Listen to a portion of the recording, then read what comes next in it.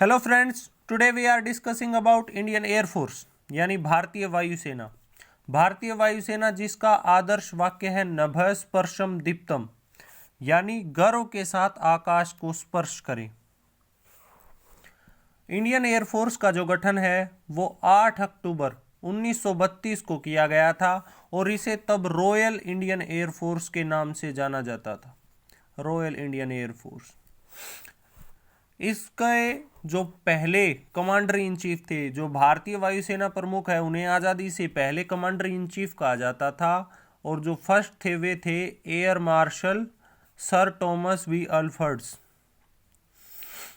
और इस एयरफोर्स की पहली जो उड़ान है वो 1 अप्रैल 1933 को भरी गई थी। और इसके पहले हवाई दस्ते का गठन भी 1 अप्रैल 1933 को किया गया, जो नंबर 1 स्क्वाड्रन का हिस्सा बनी थी। उस टाइम इंडियन एयरफोर्स के पास 4 वेस्टलैंड वापीती वायुयान थे, जो पुराने थे बहुत।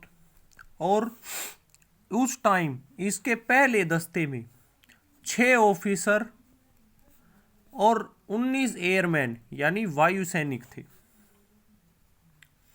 इसके अलावा इसने अपने गठन के 4.5 साल बाद थोड़ा बहुत काम करना शुरू किया और भारतीय सेना की मदद की। और पहली जो लड़ाई थी वो बागी मिट्टानी के जनजातियों के लड़ाकों के खिलाफ थी। और इन्होंने पहली बार उत्तरी वजीरिस्तान में मिरान शाह से आगे सेना की सहायता में पहली बार लड़ाई में भाग लिया था। इसके अलावा 1936 में बी फ्लाइट का गठन किया गया, जिसमें पुराने वापीती वायुयान हुआ करते थे। और 1938 में सी फ्लाइट का गठन किया गया और तब जाकर के नंबर 1 स्क्वाड्रन पूरी बनी थी।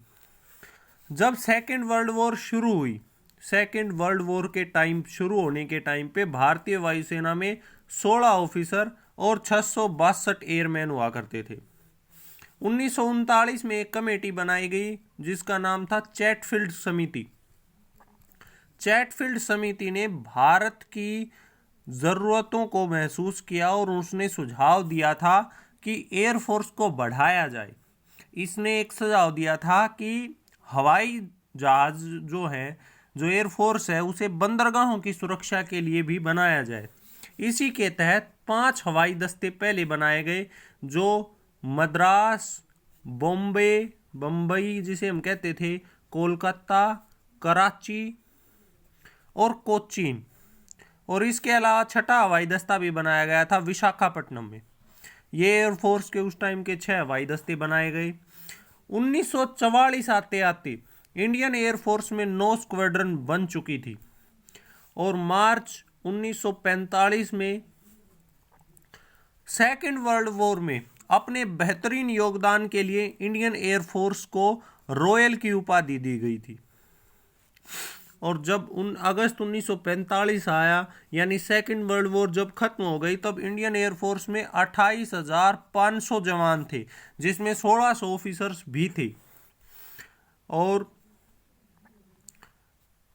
भारतीय वायुसेना का भी विभाजन हो गया जब देश अगस्त 1947 में पाकिस्तान और हिंदुस्तान में बट गया, तो इंडियन एयरफोर्स की संपत्ति भी डिवाइड हो गई। और उस टाइम हमारे 10 स्क्वाड्रन थे और उनमें से 2 स्क्वाड्रन पाकिस्तान को दे दिए गए और कई स्थायी, जैसे कराची का भी था, और बहुत सारी स्थायी बेस भी हाफ हाफ डिवाइड हो गए थे।